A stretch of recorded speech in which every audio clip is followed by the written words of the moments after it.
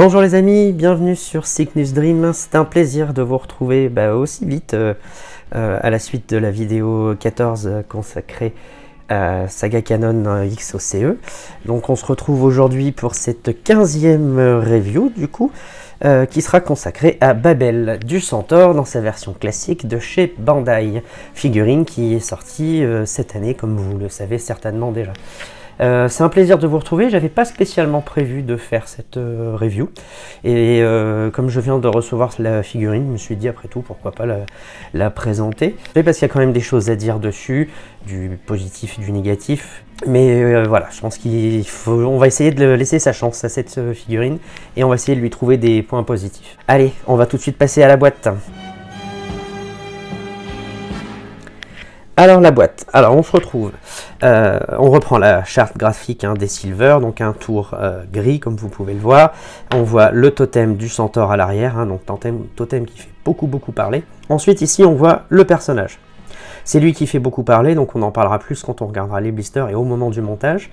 Mais bon, voilà, on a déjà le personnage de Babel, on peut déjà s'apercevoir, voilà, sa grosse tête, qui est un peu le problème qui cristallise un peu toutes les tensions. Un des nombreux problèmes, en tout cas.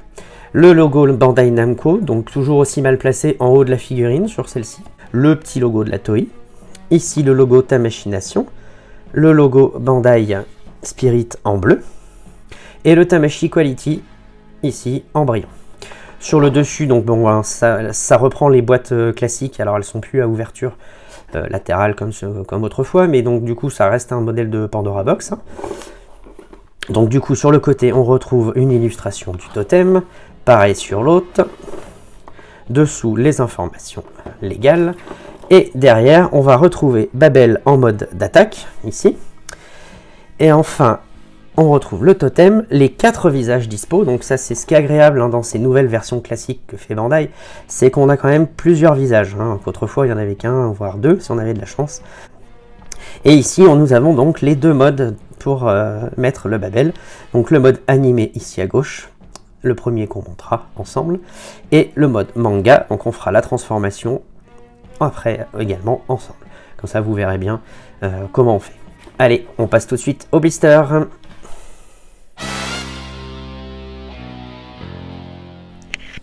Alors, les blisters, on en a 2 dans cette figurine. Alors, on va pousser un peu celui-ci et comme ça, on va regarder plus en détail le premier, dans lequel on va retrouver donc, bon, et ben le voilà, donc ce fameux Babel à la grosse tête. Alors, pour moi, c'est exactement le personnage du Teigneux dans les Il était une fois la vie, les découvreurs, enfin voilà, si vous voyez le petit personnage que je veux dire, le petit virus là, bah c'est ça, voilà. Alors donc on a ce personnage dans son body marron, on a les 2 épaulières, le casque, la ceinture, le plastron, les genouillères, jambières, 2 protège-mains, mais attention, il y en a d'autres, je vous montrerai après. Donc on a 2 protège-mains et les brassards. Ensuite, et c'est là qu'il y a quand même pas mal de pièces dans ce personnage, on va retrouver donc les 3 autres visages de Babel, la chevelure donc pour mettre le casque. Au niveau des paires de mains, on en a 3 plus un doigt pointé. Et là ici on va trouver toutes les pièces qui vont servir à faire le totem. À partir d'ici, donc là on va venir les pièces de modification en mode manga. Donc ça c'est pour le casque, ça c'est pour le corset, ça c'est pour la ceinture, ça c'est les brassards manga, ça c'est pour les bas de jambes. Il y a des bas de jambes manga donc pour chaque côté, et il y a bien une autre paire de protège-mains en mode manga avec des petits arabesques dessus, des petits ornements. Donc ça c'est quand même un effort que fait Bandai et bon bah moi je trouve que c'est un bon point, donc faut le signer. Donc voilà pour les blisters. On a bien sûr à l'intérieur, je ne vais pas oublier de vous la montrer, la notice de montage qui peut être intéressante pour le passage en mode manga et du totem, surtout je pense que le totem hop, donc là on a le détail des pièces, là on a le détail, voilà, justement pour passer en manga, vous voyez dans le petit encadré gris, et à partir de là on retrouve le totem qu'on va retrouver à l'arrière et la petite page signalétique qui a été gardée par Bandai pour les figurines classiques. Voilà, c'est quand même une notice donc pour une figurine classique mais qui est en 4 volets, donc il y a quand même pas mal de pièces dans cette figurine. On va passer tout de suite au totem, justement. Je le monte hors caméra et on se retrouve avec un petit 360 et on en parle juste après.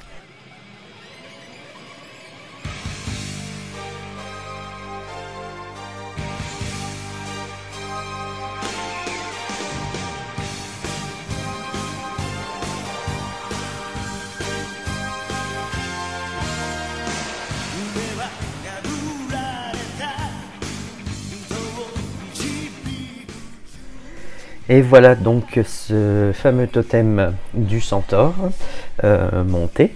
Donc comme je vous l'explique souvent, hein, pour les totems, je prends la notice, et alors en particulier pour celui-là, j'ai été frappé de la complexité de montage de ce totem. Bien plus complexe hein, qu'un totem d'une armure d'or par exemple, hein, l'armure des Gémeaux OCE que vous avez vu dans la précédente review. En fait, il est très compliqué parce que toutes les pièces sont utilisées, les pièces manga et animées. En fait, il faut tout démonter et tout bien mettre dessus. Il y a plein de pièces à ajouter, en plus qui ne servent donc qu'au totem, ce qui le rend assez compliqué. Au niveau du rendu, bon, alors comme je le disais quand on a parlé de la boîte, effectivement, c'est pas vraiment la représentation qu'on se fait d'un centaure, mais c'est la représentation qui en est faite dans le manga. Dans le manga, quand l'armure de Babel est présentée, elle est représentée de cette manière à la fin du tome, dans le schéma de montage des armures. C'est comme ça que Kurumada l'a plus ou moins dessiné. Alors bien sûr, un transformé, c'est pas l'exacte adaptation du manga, puisqu'on a les pièces animées en plus et tout. Mais la forme globale, en tout cas, c'est celle du manga. Je vous propose de redémonter ce totem et on va passer tout de suite au montage sur le personnage.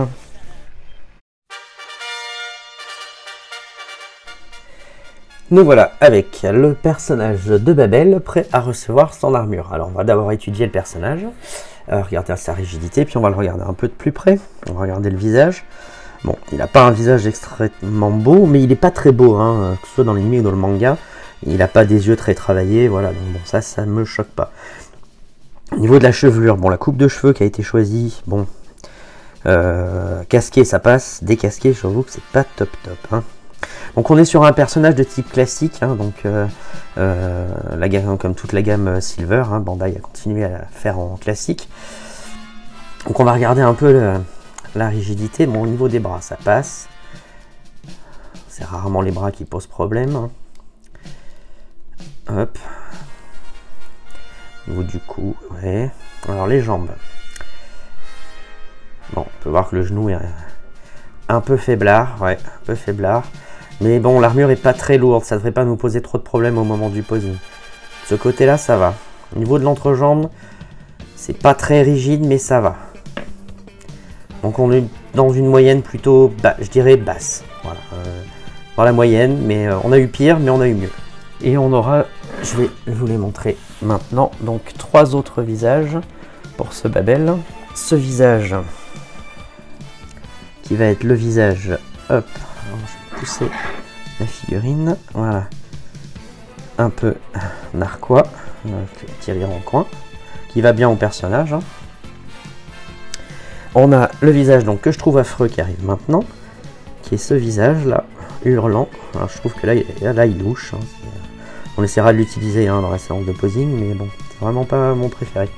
Et enfin, celui qui moi me plaît pas mal, petit clin d'œil à la scène de la mort de Babel dans l'animé, le visage, les yeux fermés, en larmes. Voilà, donc 4 visages pour une figurine classique, c'est pas mal. Bon, ça justifiera un peu le prix, hein, parce que je vous en ai pas parlé dans l'introduction, mais c'est vrai que ce Babel est sorti à un prix assez élevé pour une figurine classique. Donc bon, on va au moins dire que c'est ça qui justifie son prix. Alors, on va lui enlever tout de suite les mains civiles et on va passer au montage.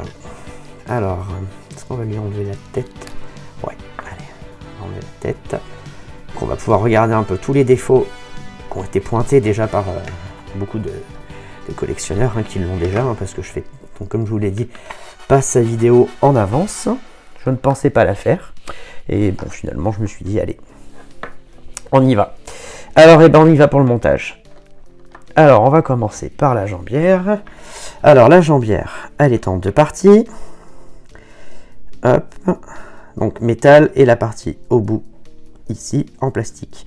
On voit bien déjà la différence quand même de couleur entre les deux, hein. Je pense que ça se voit bien à la caméra. Hop, on va lui mettre la jambière. Donc je précise que ce bout de jambière est une des pièces donc qu'on va appeler animée, puisqu'elle sera modifiée pour la partie manga. On le fera juste après, ensemble. Alors, la genouillère, on va la mettre tout de suite, voilà, dans le bon sens. Métallique aussi, hein, avec un petit liseré rouge. Voilà. La deuxième jambière, donc identique à la première. Hop, et on lui met le deuxième pied. Voilà. Hop. Et on va chercher la deuxième genouillère. Hop. Alors c'est pas une armure très complexe à monter. Ce qui devient complexe, c'est quand on veut le passer d'un mode à l'autre, hein. Sinon, pas très dur à manipuler. Alors, bon, comme il n'y a pas de corset, on va commencer par la ceinture, du coup. Alors la ceinture, elle est full métal en 4 parties articulées. Et du coup, on va venir l'ouvrir sur l'avant, voilà, en relevant cette petite pièce. Je voulais quand même vous montrer ici, vous voyez que la peinture rouge, elle va même pas jusqu'au bord, hein. Là, on a l'impression de se retrouver un peu sur une figurine pirate. La peinture qui va pas au bord, on avait la même chose sur le Albior, pour ceux qui l'ont pris, de chez CS Model. Sauf que là, on n'est pas sur une CS Model et on n'est pas au même tarif. Donc, on pourrait faire un petit effort sur la peinture quand même. Voilà. Donc, au niveau de la ceinture. Hop. Qu'est-ce qu'on va lui mettre ensuite? Ben, on va lui mettre les brassards, je pense. Alors, le brassard, donc full métal, lui aussi. Hop, et on va prendre les points fermés, hein, pour le montage.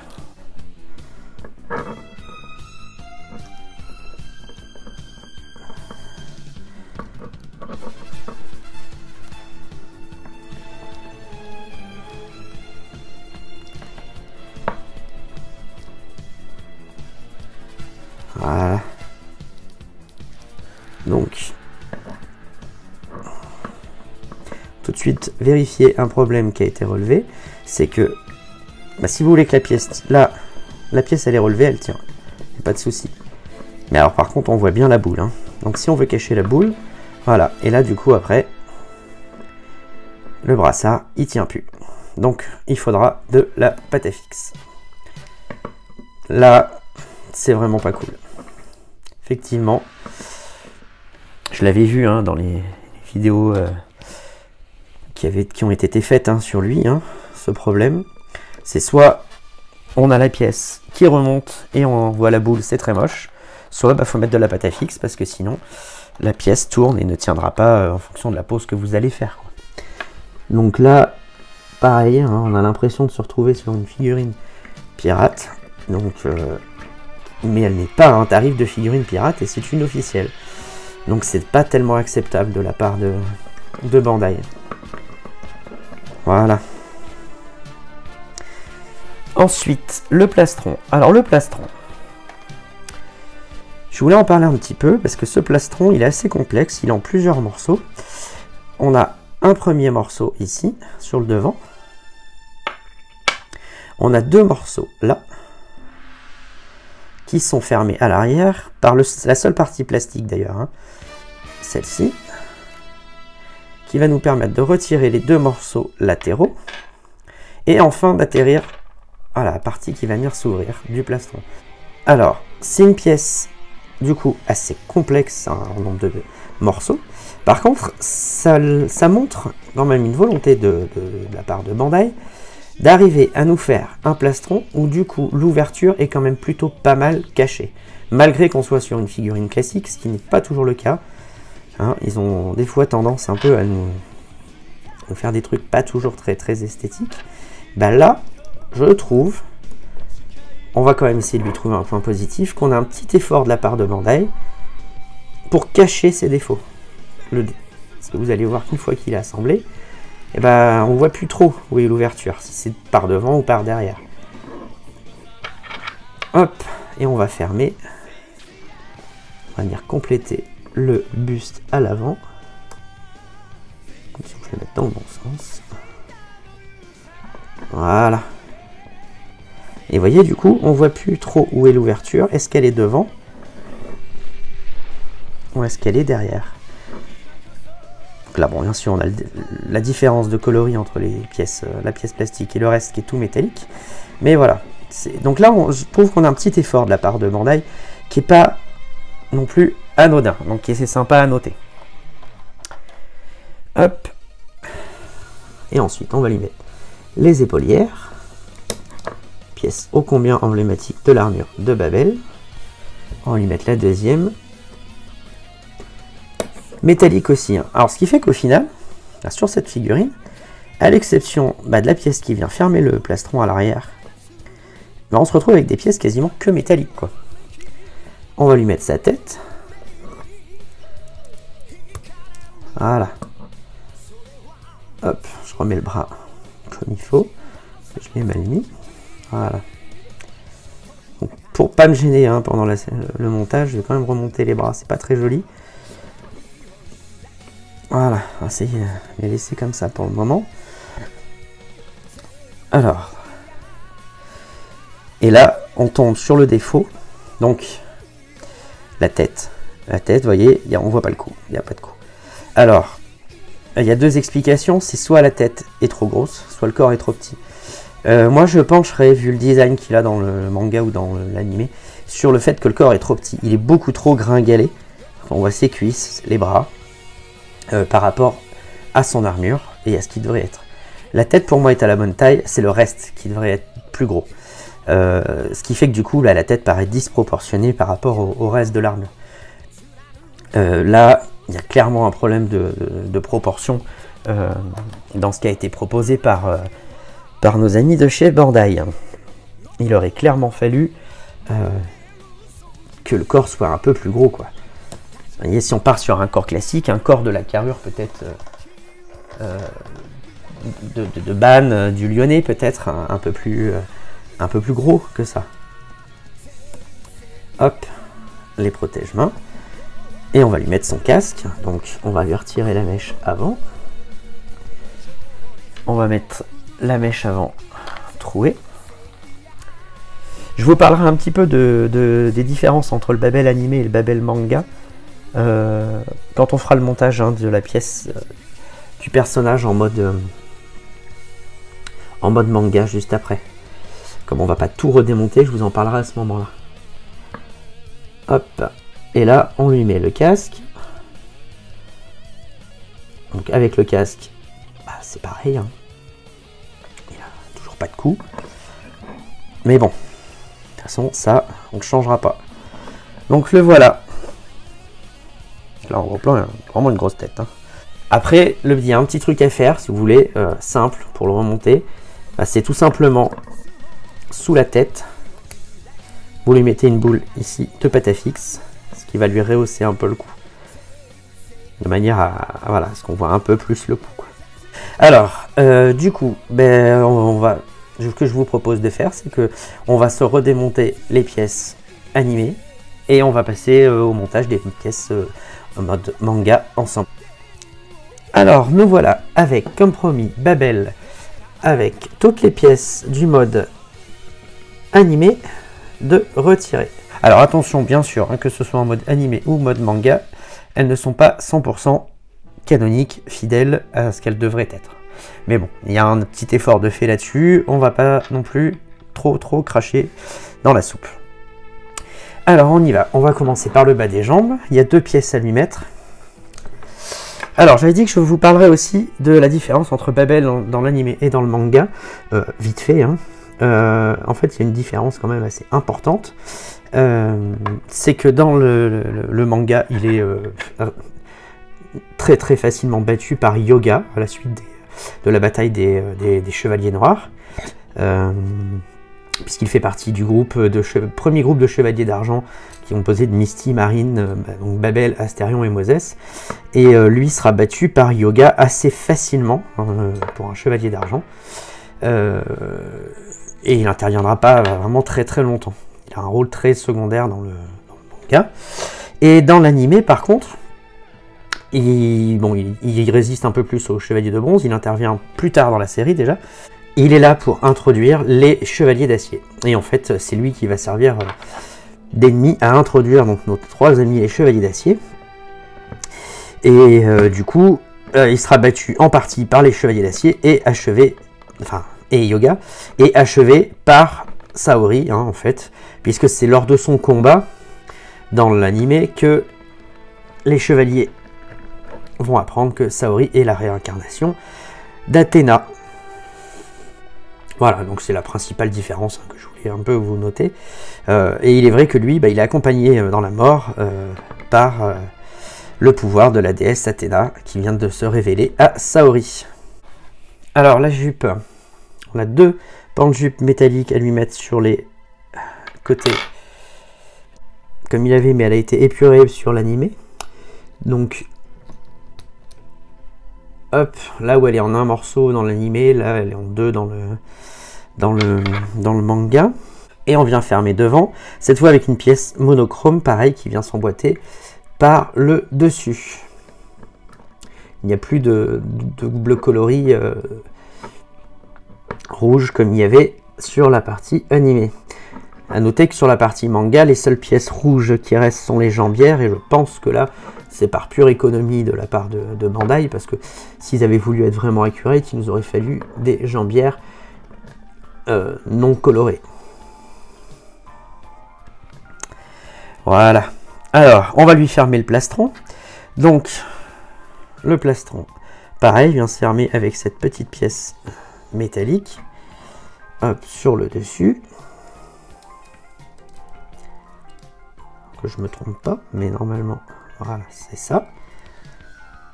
À l'arrière, à la place de la pièce en plastique qu'on avait tout à l'heure, eh bien, on vient lui mettre une pièce métallique. Alors, pourquoi le mode manga a le droit tout en métal et le mode animé, ils nous mettent une petite pièce métallique, voilà. On aurait préféré une pièce... dans le mode animé, pardon, ils nous mettent une pièce plastique. On aurait préféré une pièce métallique comme ça il n'y a pas de différence de couleur. Alors, le brassard. Alors là, par contre, les brassards, vous allez voir que d'un côté et de l'autre, ne sont pas les mêmes. Déjà, contrairement au mode animé, ils ne sont pas entièrement couvrants, ils ne recouvrent pas tout le bras. Et ils sont différents d'un côté et de l'autre. On va rester sur du classique.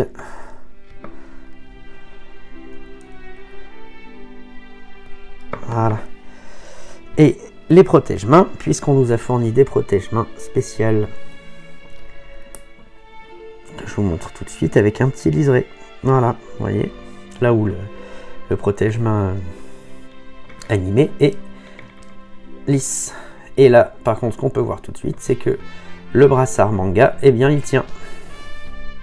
Contrairement à l'animé. Le deuxième brassard, lui, n'a qu'une pointe. Voilà. Pour le deuxième bras. Donc là, on a des pièces un peu mieux conçues sur le mode manga que sur le mode animé. On a des pièces un peu mieux conçues dans le mode manga que animé. Ce qui, moi, m'arrange, puisque c'est dans ce mode-là que je vais le laisser. Hop, je lui mets le deuxième protège-main.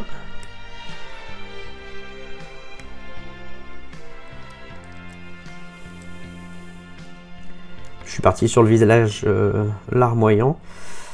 Hop. C'est vrai que j'ai modifié le visage. Vous voyez, là les pièces elles tournent pas.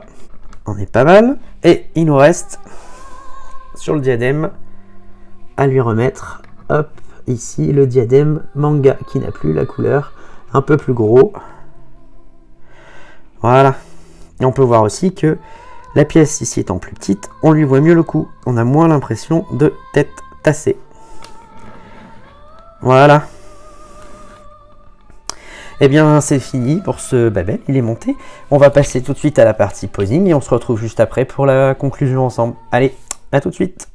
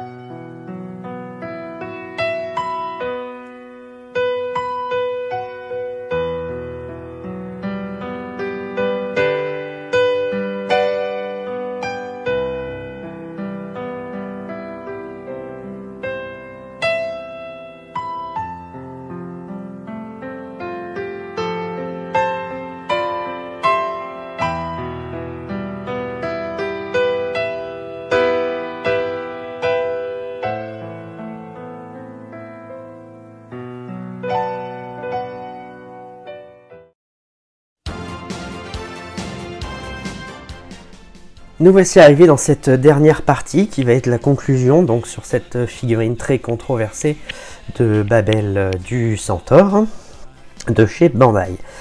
Alors, ce qu'on peut dire, j'essaie de lui trouver d'abord, on va commencer par les points positifs. Au niveau rigidité, on est pas mal. Pour une figurine classique, elle est quand même assez rigide, on peut la manipuler dans le posing, ça c'est pas mal. Au niveau de la qualité des pièces, elles sont bien faites, hein, je n'ai pas de traces de grappe par exemple sur le protège-main comme j'ai pu avoir sur la dernière vidéo, hein, sur le Saga Canon XOCE. Une bonne tenue des pièces, hein, globalement, en tout cas en mode manga, on va en parler après dans les points négatifs. Donc les pièces tiennent plutôt bien. Et en point positif, alors c'est totalement personnel, moi je trouve finalement assez sympa quand il rejoint ses copains Silver. Voilà, c'est mon avis personnel. Après, on va passer aux points négatifs, et là par contre ils sont un peu plus nombreux. Alors les points négatifs, ce qu'on va pouvoir signaler, c'est qu'en mode animé, bah, les pièces tiennent mal. Les brassards ne tiennent pas, il faut mettre de la pâte à fixe, hein, sinon ils tournent sur eux-mêmes. Ils sont beaucoup trop gros par rapport à la taille du bras, et c'est là que du coup on va aborder le principal, à mon avis, problème de cette figurine, c'est que le corps est beaucoup trop fin. Babel dans l'animé, même dans le manga, mais surtout dans l'animé, c'est un costaud. Et là, en fait, on a un petit gringalet. On a un gabarit équivalent au Capella, et là, il y a une erreur. Babel et Capella ne sont pas équivalents. Donc voilà, le principal problème, il va être là. Ce qui, du coup, va engendrer une tête trop grosse. Mais en fait, la tête, elle n'est pas si grosse que ça si le corps avait été à la bonne taille.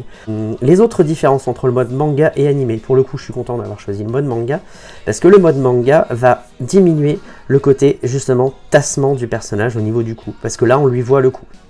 Alors après, je vais pas tirer à boulet rouge, hein, ça a déjà été fait, mais on sent que là, il n'y a pas un grand soin qui a été apporté par Bandai sur cette figurine, c'est clair et net. Je pense que là, on se rend bien compte, hein, bon, de toute façon, vous le savez, que les gammes classiques, en tout cas la gamme Silver, donc qui est poursuivie en classique, qui fait partie des dernières figurines à sortir en classique, n'est pas la plus soignée chez Bandai. Clairement, là, il les sort pour faire plaisir aux fans qui veulent des Silver et qui les réclament, mais bon, du coup, on sent bien que c'est pas là qu'il y a le plus de travail dessus. Alors bon, on est quand même content, hein, bien sûr le principal point positif de l'affaire, c'est qu'on est content, ça fait un autre Silver dans la gamme. En espérant que le prochain qui nous a été dévoilé au salon, donc Moses de la baleine, n'ait pas ce problème-là. Eh bien, on arrive au bout de cette vidéo. C'était un plaisir de la réaliser et de la tourner pour vous. Et j'espère qu'elle vous a plu. Comme d'habitude, si c'est le cas, mettez un petit commentaire, un petit pouce. Et ça fait toujours plaisir et ça aide au référencement de la chaîne, comme vous le savez. Et puis, si ce n'est pas fait, abonnez-vous à la chaîne et activez bien les notifications pour ne pas louper les prochaines vidéos. La prochaine vidéo devrait être consacrée d'ailleurs, donc à cette fois à Deathmask dans sa version EX Revival. Et il y en a une autre qui doit arriver, mais je ne sais pas si elle sera avant ou après, ça j'ai pas l'info, donc je garde encore un peu la surprise. Donc je vous souhaite une bonne fin de journée et on se retrouve très vite sur la chaîne. Allez, à ciao!